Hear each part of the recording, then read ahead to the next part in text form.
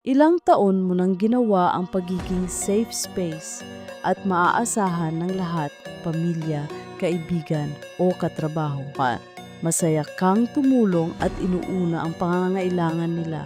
Pero isang araw may nagtanong sa iyo, ano ba talaga ang gusto mo?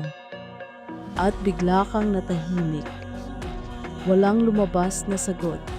Doon mo napagtanto na dahil sa sobrang paggabay mo sa iba, nakalimutan mong alamin kung sino ka at ano ang pangarap mo. Ang pagiging mabuting tao ay hindi nangangahulugang kailangan mong kalimutan ang sarili. Mahirap hanapin ang tunay mong direksyon kung sinusunod mo lang ang mapa ng ibang tao.